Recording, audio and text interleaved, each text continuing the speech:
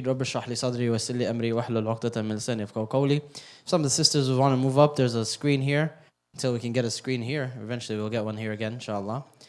Until then, we do have a small presentation, and just like as always, it has some points, has some hadith, has some pictures for you to follow. So if you'd like to see that, you can come up here. It's absolutely necessary, but it'll give you something to tune out and back into. The opposite of Barsisa's story, sort of. Not necessarily the opposite, but a different story with a lot of similarities, but from different angles. So let's explore that together.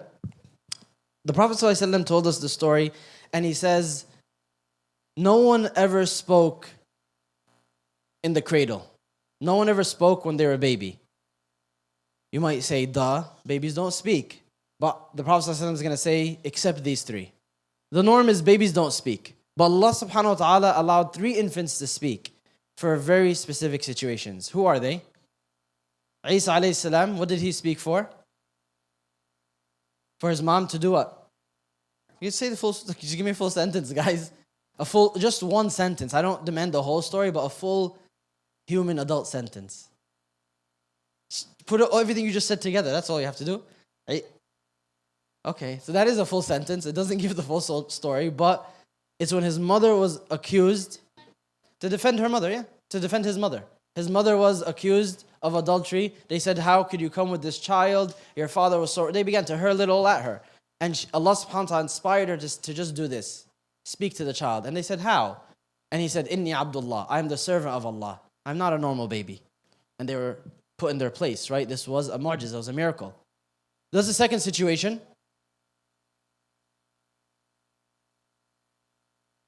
The baby of Fir'aun's daughter's hairdresser. Good use of possessive nouns, it all checks out. So it was the daughter of Fir'aun's daughter's hairdresser. Fir'aun's daughter had a hairdresser who takes care of her hair. And one day she drops her comb and says, Bismillah. So Fir'aun's daughter says, you're talking about my dad, right? In the name of my dad. It's like a weird statement. She didn't hear that statement before, so she wanted to poke at it. What do you mean, Bismillah? Who is your ilah? Who is your God? And she says, the Lord of my Lord is the same Lord as your father. Your father is just another human being like any of us. You and your father are tripping. So she, Jazakallah khairan. Saeed is the man. May Allah bless him. Thank you. So, I'm not going to put it next to your laptop because I can't afford to replace it. So she goes to tell her father and he tortures her. And the method of torture is that he has his men prepare a large copper pot that they fill with boiling water or with lead. And then they don't throw her in, they throw her children one by one to try to break her spirit.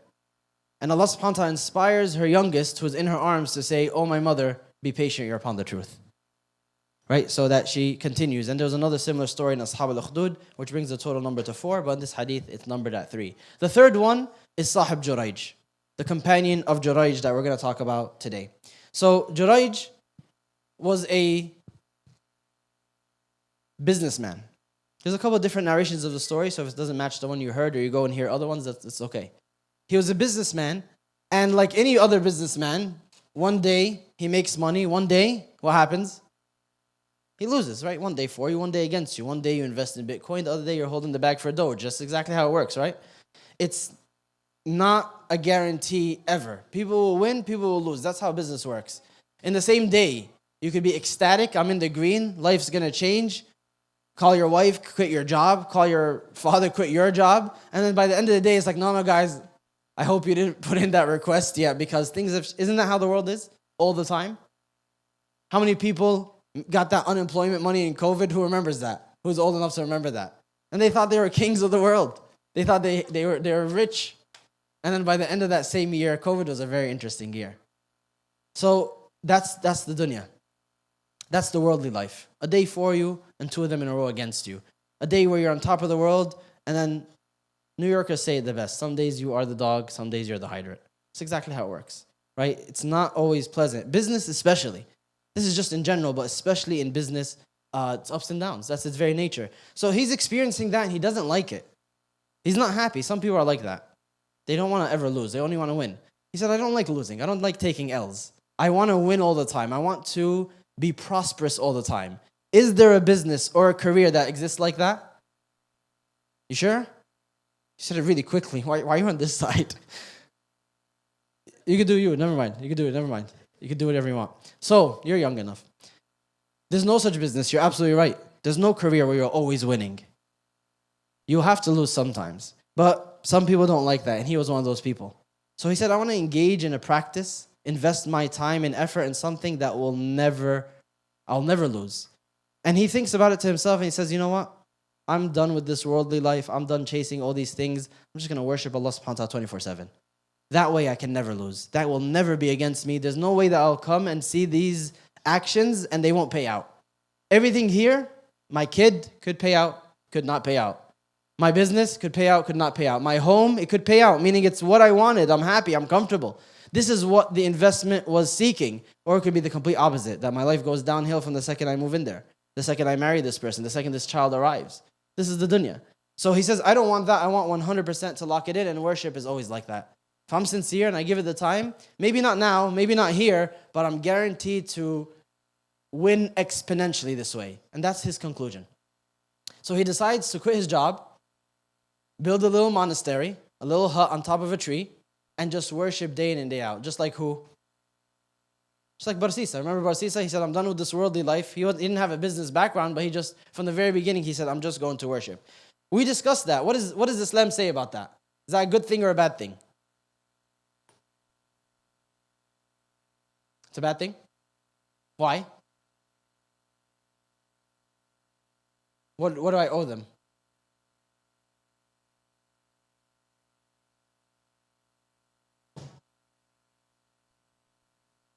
Tons of pressure, like thank you. But okay. Any other thoughts? Yeah, Sultana?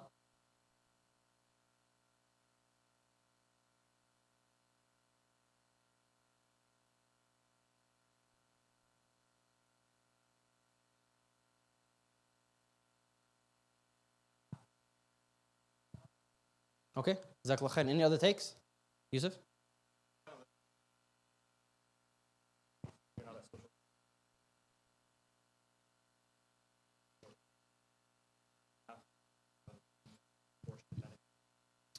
Okay, great.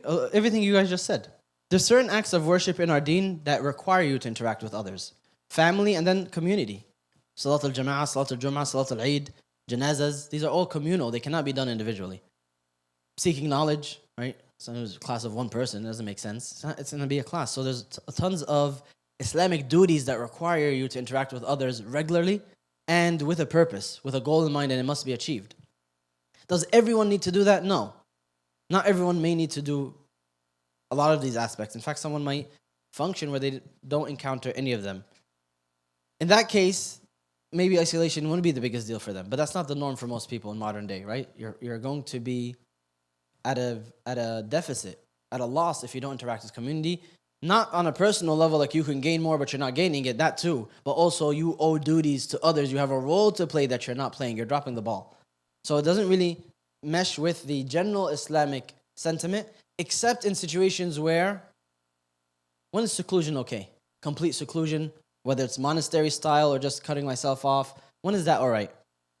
Is there a situation where it's okay? Yes, sister? Make all the introverts happy?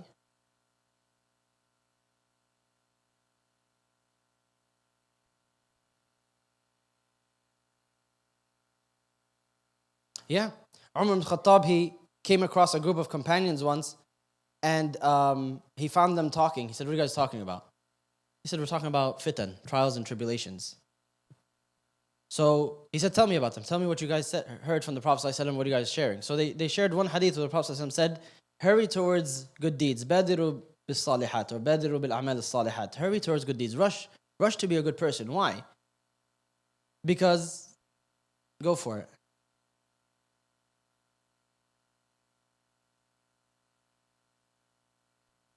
Let him finish.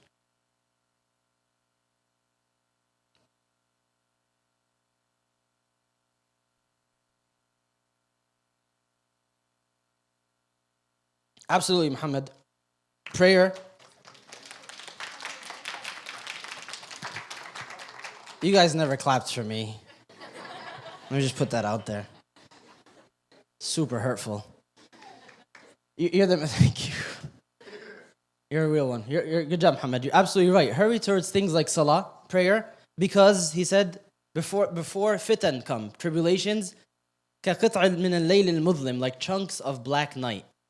You're not going to see anything. You're going to have no idea what's going on.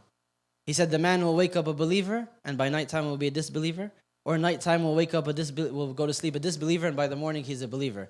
Why? He said, يَبِيعُ دِينَهُ بِعَرَضٍ مِنَ الدُّنْيَا, selling their religious commitment for small worldly prices. People are going to have no principles. They're going to be soulless. When these fitan come, these trials and tribulations, he said, sallallahu alaihi wasallam, in another hadith, تُعْرَضُ الْفِتَنَ عَلَى الْقُلُوبِ كَالْحَصِيرِ عُودًا عُودًا. These tribulations will be presented not to your eyes, not to your senses, to your hearts. Your hearts are going to drink them in.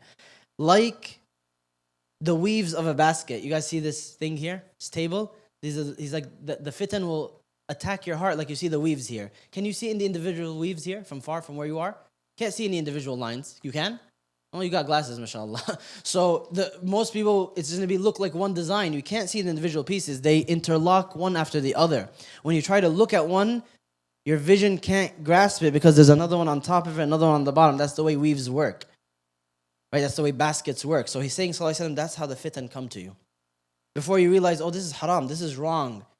This wasn't supposed to be said. This wasn't supposed to be done. By the time you're able to have this conversation, the other one's already happening live and you're in the middle of it. So how can you gain your bearings? How can you hold on to your deen when that's the way that's going to come?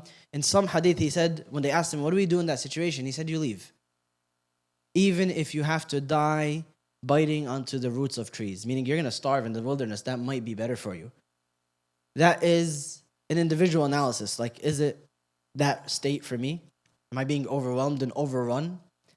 Am I gaining an education and comfort and a family and status all at the expense of my religious commitment? Because in that case, it must be abandoned. And that's an individual analysis that people have to make. It doesn't reach the level of abandonment right away. You might have to abandon a certain gathering, certain friendships, isolate yourself from certain pockets.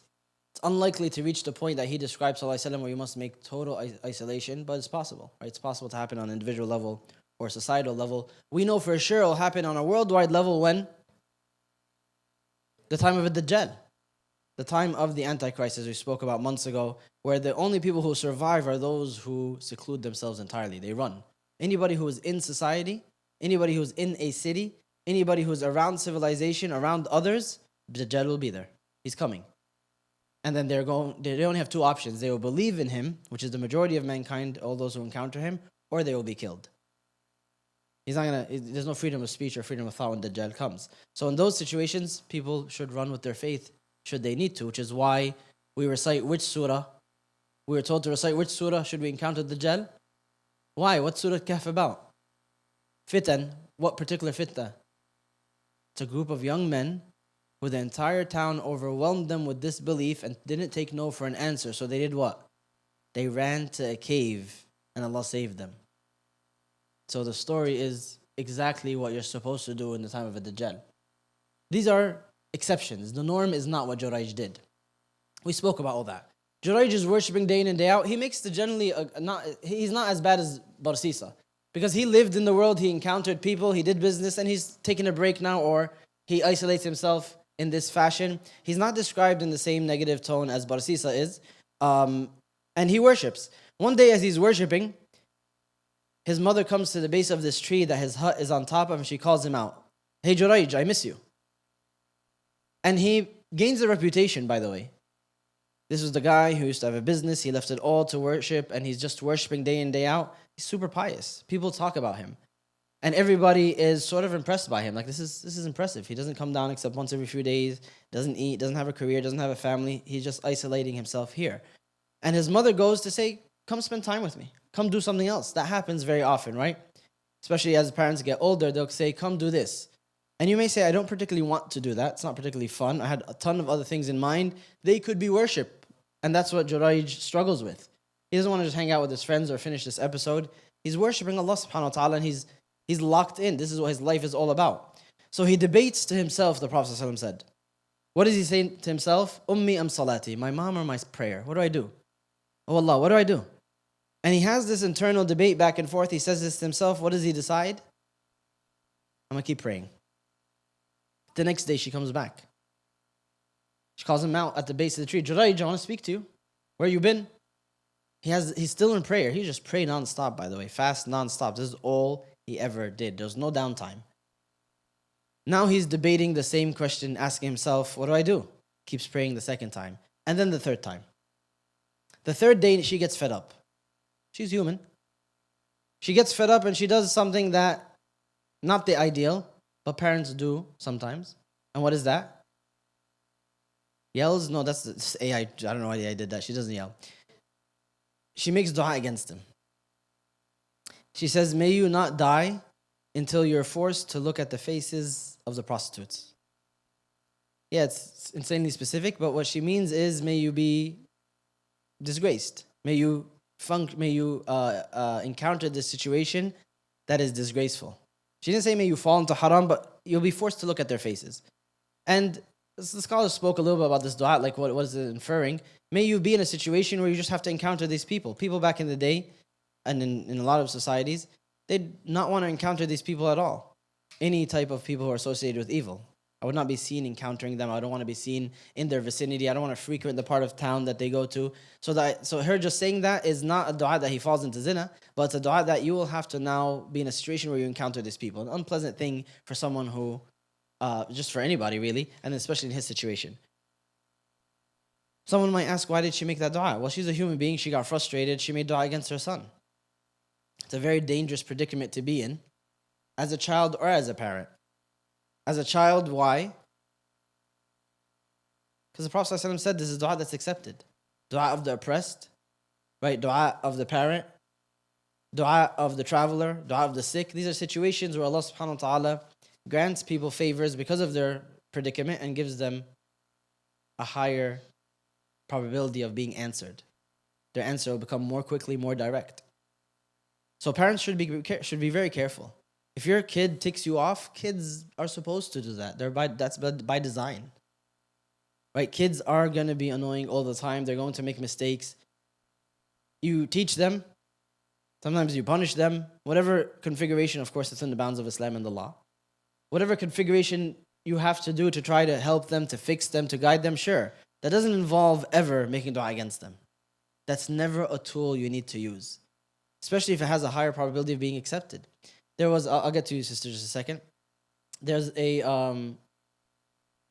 man in Saudi Arabia, a Saudi man, I could have just said that, and he went home one day, and I don't remember if it was his mother or his father, smelled cigarettes on him. So he said, you were smoking, weren't you? You went out with your friends and you were smoking. So he said, no, not at all. I swear I wasn't smoking. So the parent, I don't remember if it was the mom or dad, says, if you are lying, may Allah break your neck. Yeah, same reaction here.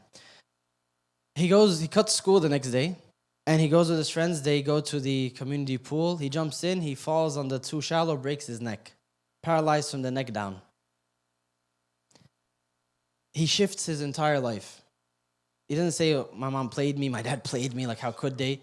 He shifts his entire life, and he uses this opportunity now to tell people his story. He was 16 years old. And he goes around all of Saudi Arabia telling people what? There's videos of him on YouTube, by the way.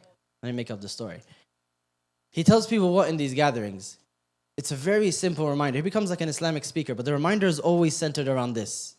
Of course, his story. And he tells them, if I could regain...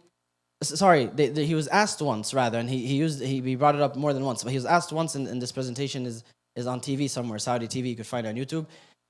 Do you wish to reverse what happened to you? And he says, absolutely not. It was a blessing from Allah subhanahu wa ta'ala that it caused me to wake up to the lifestyle that I had. But I do wish to regain feeling in my hand for just a moment so I can turn the page of the Quran myself. It's not done for me. I wish to regain my upper body for just a moment so I can hug my mother. I want these things for a split second so I can experience them now when I'm thinking differently. When I've changed who I was from all those years ago. I wish to regain and experience these things differently because back then I never experienced them and they didn't mean anything to me. He preaches for the next 30 years. He becomes an Islamic preacher. Tons of people attend his talks. Tons of people come back to Allah subhanahu wa ta'ala. And he dies at 47. He was paralyzed from 16 to 47, and he died, I think, in January 2023. You could look him up. His name is Abdullah bin Ni'mah. Abdullah bin Ni'mah. In any case, parents' dua is serious. That's the point here. Make dua for your kids. Don't make dua against them. Don't put yourself in a situation where your parents put you in the crosshairs. Justly or unjustly, that's a different story. The dua that Jurayj's mother made, was it a little bit overboard? I think so. I think we can all agree it was unnecessary. Right? That he'd be disgraced to this fashion, and we'll see how that's going to end up happening. But she's a human being. She made a mistake. He's going to suffer for it. Does it make sense that he suffers for it? Why? No, not Abdullah bin Ni'mah. But would we argue that that's proportionate, that he breaks his neck because he lied about smoking? But anyway, let's put him aside, rahimahullah. Talking about Jurayj. Was his mom overboard, or he kind of had it coming? Why, Amir? My bad. It's a little bit too much, right? She could have made dua, oh Allah, teach him a lesson, or, cause him to stop smoking. You guys, I'm done with the smoking, guys. We're talking about Jurayj now. Yeah. But even then, that dua too, sure.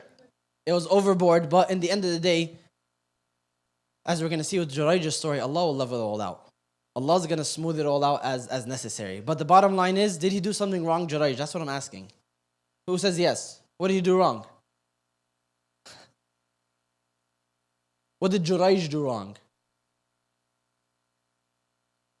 No, we're mixing up stories. This is my fault.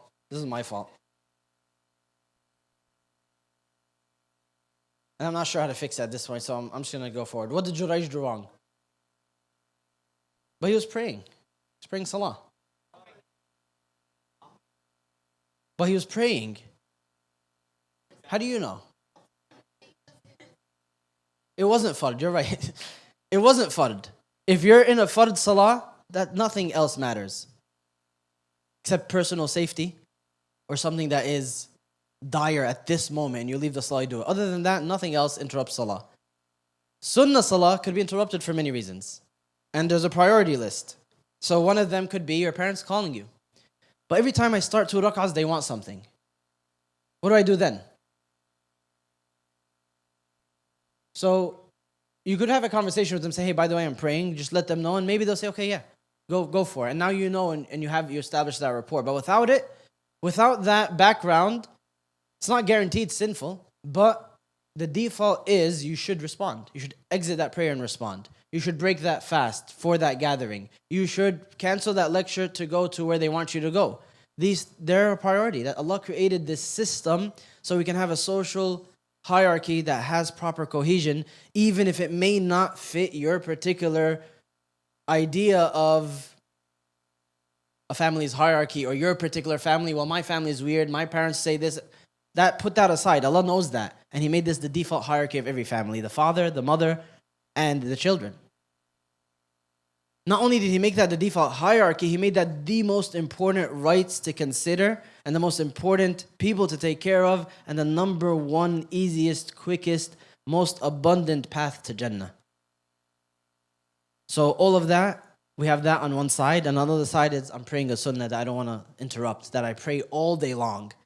That she came and tried to call me from yesterday and the day before. Should be a no-brainer for Jurayj. But what's Jurayj's weakness? Is that he's not knowledgeable. He's a worshipper. And a worshipper could be hit or miss. Don't tell anybody to shut up. That's not nice. Just put that out there. So the Prophet ﷺ, in one narration, he said, may Allah have mercy on Jurayj if he knew better. He didn't know better. That's why the hierarchy of business, of duties, is to seek knowledge before doing things. No, you need to always be constantly learning. Let me wrap this up, Sophie. I know you've been waiting patiently. Sorry, but just because I don't want to drag too long, just wrap up the story. It's a short one. So she makes dua against him. Allah accepts it. How does this happen? Jurayj priorities. So you leave a nafs salah. How does this happen? the people, they come together and they say, what's up with Jurayj? He's so religious. He's going to sit there and pray all day. Does he think he's better than us? Does he not need to engage in society? All this is beneath him. We need to teach him a lesson to prove that all this is not true. Jurayj doesn't come down. He doesn't engage with anybody. He doesn't have a job. He doesn't have a family. Who is he bothering? Nobody, right? So why are they saying this? Why are they saying, let's do something about Jurayj? Why do you need to do anything about Jurayj? Why don't you mind your business? Because some people are haters. Some people can't bear to see someone else doing well. It's a reminder of that they're not. And instead of using that reminder to say, let me look inward and fix this, they think that they can only rise by pulling others down. Crabs in a barrel. Don't be like that. Pick people up. You see someone who benefited something, gained something, graduated, celebrating something, join that happiness. It's going to uplift them and you. It's going to uplift you more than them, actually. They have that thing. They're happy. You just gave them a few words. That's going to change something inside of you, make you a better person. Not only that, but the secret behind this is if you do it sincerely, Allah subhanahu wa ta'ala sees it and He will never be outdone. You are happy for your Muslim brother and sister, I'm going to give you something more. You're making dua for them to increase, I'm going to give you. You're not going to outdo Allah in generosity or compassion or loving care. He will outdo you always. He sees that from you sincerely, He'll appreciate it, He'll reward it, and then He'll outdo it by giving you more. These people weren't like that because they're from Bani Israel. It's classic. But also there's tons of people like that, but especially them. So they come together and they say, we have to prove that Jurayj isn't about that life. He's a hypocrite. How can we do that? And they decide to go to a prostitute and they tell her, go seduce him. And then that will be his downfall. So she goes to his monastery, his little hut, and she tries to contact him. And one narration mentions she came on a rainy day saying, I have nowhere else to go.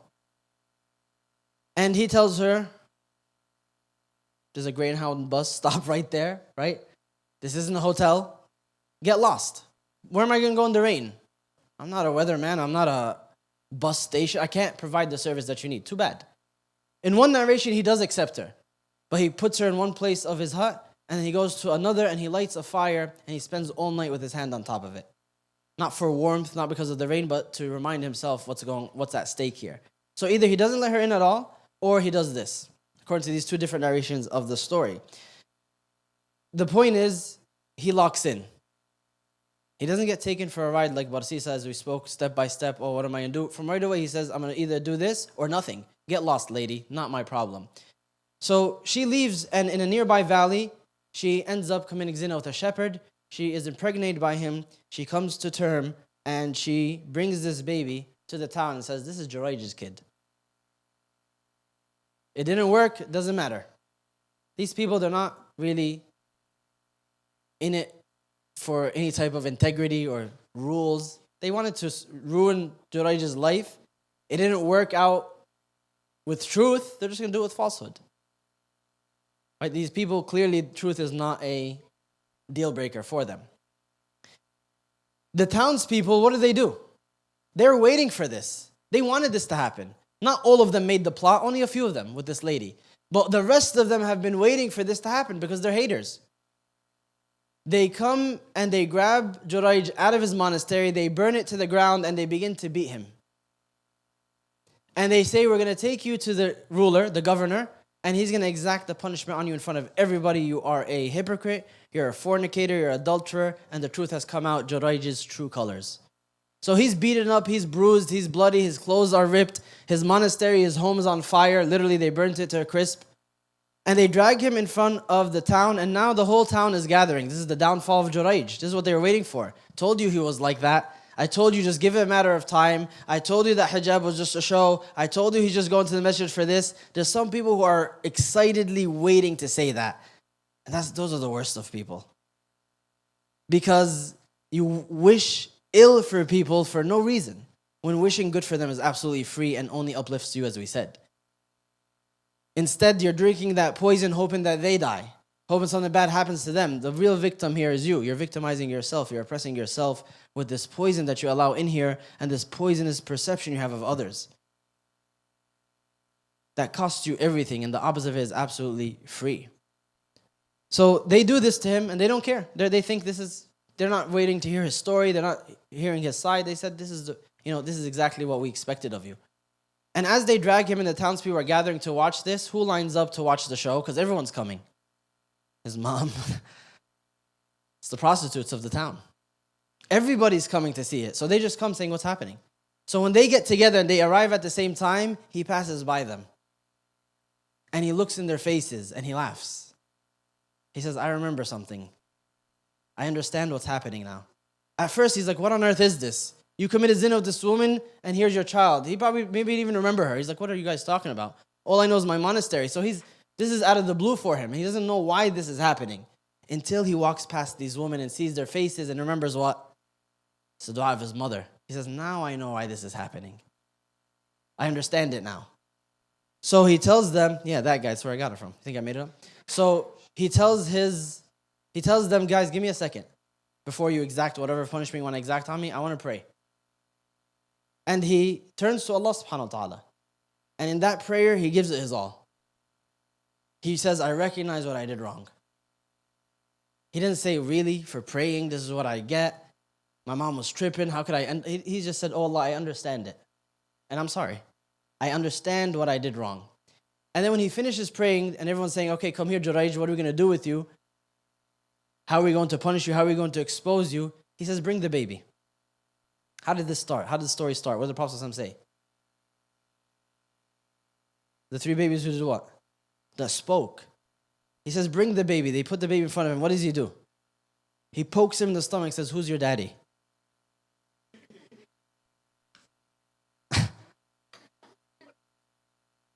And the baby says, it's the shepherd.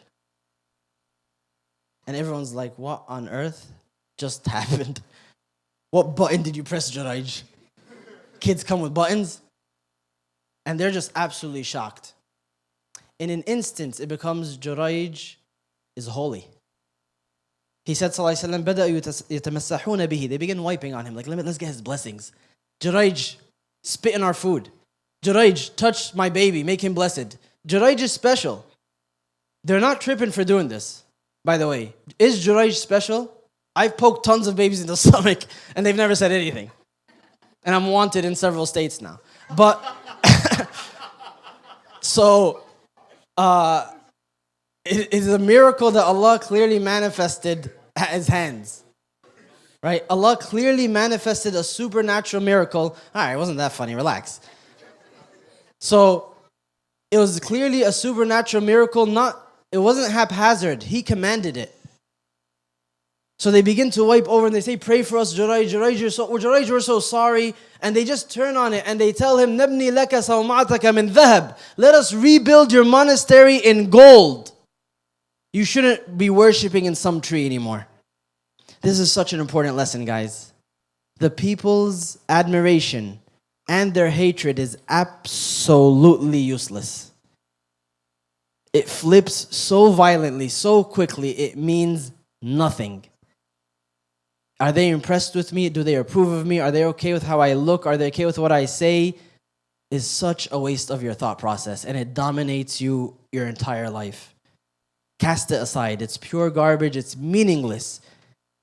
In the same day, minutes apart from burning it to a crisp, now they want to rebuild it in gold. And he says, أَعِيدُوهَا مِن تِينٍ كَمَا كَانَتْ.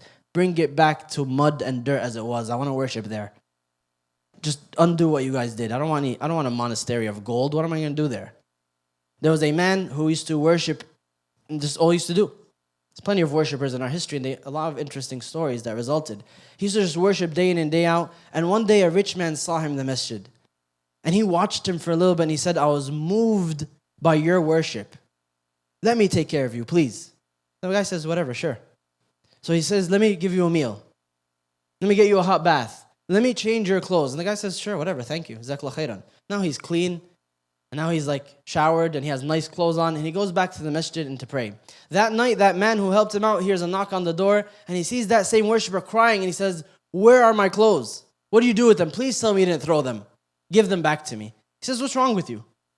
So all I did for you, you ingrate, you're here to say, give me back your rags. I tried to help you. I tried to honor you because I saw the worship that you're doing. He says, you don't understand.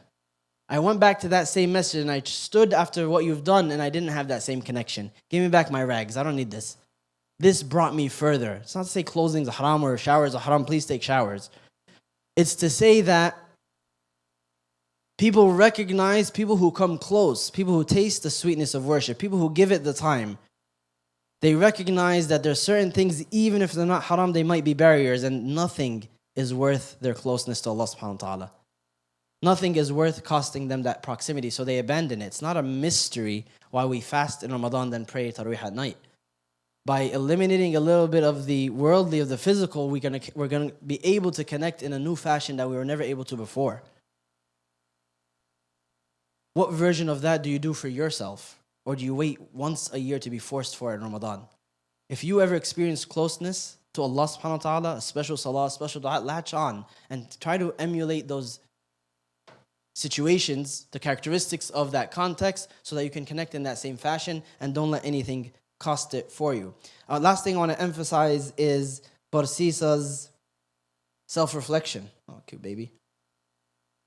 Thank you. Jurayj's. I didn't keep moving, but there's slides for all this. Look at that. The biggest difference between Barsisa and Jurayj is that moment where Jurayj locked in and said, what did I do wrong? Allah's doing something here. Let me zoom out and try to understand. And when he did, he locked in right away and Allah forgave him. He turned to Allah when he did. That's the simple formula. It's not about being spotless. It's not about being sinless. It's not about never getting into sticky situations. It's about being reflective and aware enough to recognize what's happening, what Allah wants to tell you, what Allah wants to show you. And then once you realize that, you lock in. You don't say next year. You don't say next week. You don't say one last time. You don't say no one's going to find out. You don't say but this or that. If you lock in at that moment, if you recognize what you're doing is wrong or what you're doing is right, don't let that go. If you feel it here for an instance, you got to grab on. That makes all of the difference between these two trajectories. Do you see the similarities in the story between Jurayj and Barsisa? Do you see the differences? It's very subtle, isn't it? It's a very subtle difference in what you do, what you say, in completely, starkly different trajectories. And in the end, it is all by the grace of Allah subhanahu wa ta'ala and His mercy, so we pray for it and we ask Him to bestow it upon us and to forgive our shortcomings and to make us of those who are able to reflect and to realize and to lock in as Allah subhanahu wa ta'ala sends us these moments. One last thing is also, some people will often ask, how's this fair?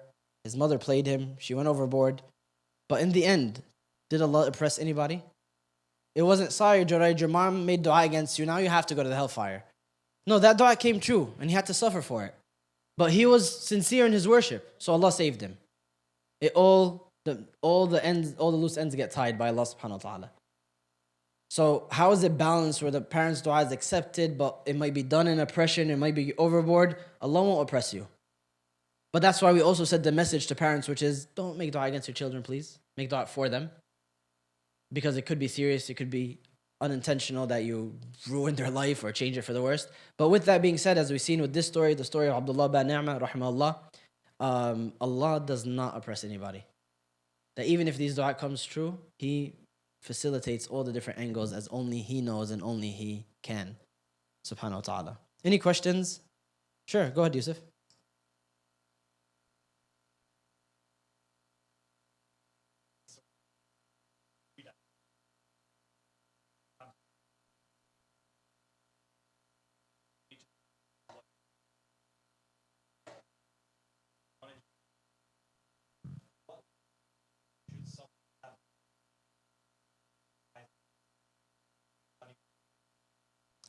That's a good question.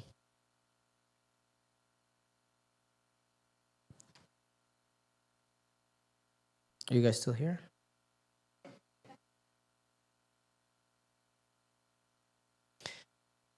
He's asking, Mufti Kamani was saying that and he's a teacher from Texas. He visited us last year. He's saying that for worship to be sweet or for worship to dive into worship, you need to know who you're worshiping. You need to know Allah subhanahu wa ta'ala and have some kind of semblance of a strong relationship with Him or else that worship will become difficult, will become heavy, will become tedious, and that's absolutely true. The more that you know about him, the more that you're connected with him, the lighter that the worship gets, the more enjoyable that it gets, the more that you begin to resemble the Prophet ﷺ, where he told Bilal, "Arihna biha ya Bilal." Like, Bilal, just make the iqamah ready. We're waiting for this. There's a big difference between, can you make the iqamah ready? We can't wait to jump into prayer, versus, can you make the iqamah ready? We want to get this over with so we can do what we want next. Right? Those are the two worlds apart, and we want to be somewhere. Hopefully, we're somewhere in the middle, and we want to get to the other end of the spectrum where the Prophet ﷺ was. With that being said, there's a bare minimum of ibadah that you must do, whether you feel it or not, whether you know him or not, whether you're connected to him or not. Like what? 5 daily prayers, fasting Ramadan, Hajj, and Zakah. So those bare minimums, you do them, you try your best, they're non-negotiable, and then after that, start adding based on feeling now, based on how connected you feel. And work on that connection. If you don't feel a connection, sometimes you do have to fake it till you make it. Pray, finish this page of Quran, fast that day, even if you don't feel it. And sometimes you're going to have to say, no, let me stop, cut back on the quantity because I'm not feeling it. And it just feels like empty rituals. So let me step back a little bit, as long as it's extra rituals, recalibrate and see what I could do differently so I could feel it. And these approaches will differ according to what worship we're talking about, where you are in your journey. But that is my general advice, which is, number one, start with the bare minimums. Know that you have to do it whether you feel it or not, whether you know it or not. Those are the bare minimums, and start there. If they're not perfected, if you're struggling with those, don't worry about adding on just yet. After that, add accordingly, bit by bit, as convenient. We'll do one more on each side just for the sake of time. And then we have sisters for activities, brothers and sisters activities. I believe so. Think so? Yes. Sisters here? Question? Go ahead, Sultana.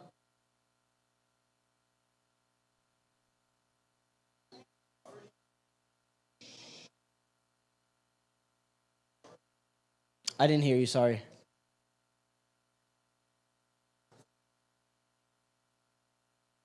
They wanted to increase the scandal. It wouldn't be scandalous without the baby. It'd be a he said, she said, which it is scandalous, but for her to come with a child and say this is Jurayj's child, like that presentation is very scandalous and very intentful in the impact they wanted it to have. But she could have easily said he committed zina before that, but this just makes, it's a concrete proof of the scandal. And also, there's no way that it could be disproven at that time. They didn't expect the baby to speak, right? Yeah, Sophie, you've been waiting a long time, sorry.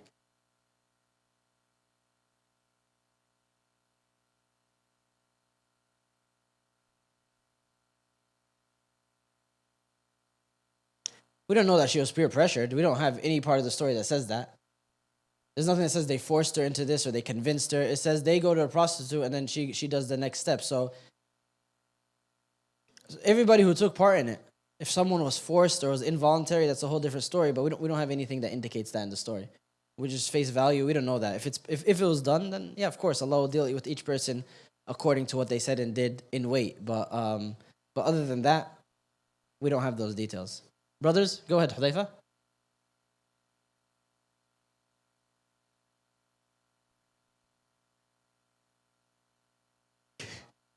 I love these.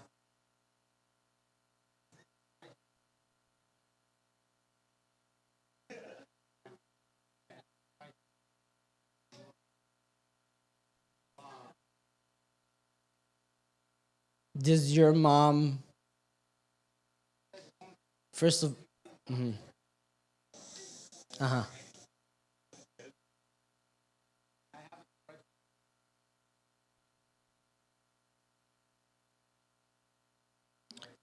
It's a good question. You're being meticulous about your mother's pleasure, which is what you should be. If your mom forbade you from a certain drink because you drink it too much, and then you went, well, that's not, I won't be, if she said don't drink another one, she doesn't want you to drink it, huh? Well, if sisters can just settle down, we're done. This will be the last question. If your mother forbid you from drinking this particular drink, and she doesn't want you to drink this particular drink for a reason, then I would abide by that, right? As long as it's something reasonable. She doesn't say don't drink water. But if there's a reason why this drink is unhealthy for you, or if it's harming you, or you drink it like crazy, I don't know how often you drink Arizona's, but if there's a reasoning behind it, and you should abide by that reason. as long as you're within her household and still under her care. When you get a little older, it's going to depend on the reasoning, because you're not underneath their authority directly, you're far from their sight, but it's going to depend on the reasoning, right? If there's a valid reasoning, you should obey it. If it's just, I don't like that drink, I hate the way it smells, or then you just simply avoid her knowing about it or seeing it or smelling it, and that'd be fine, especially as you become an older, independent adult.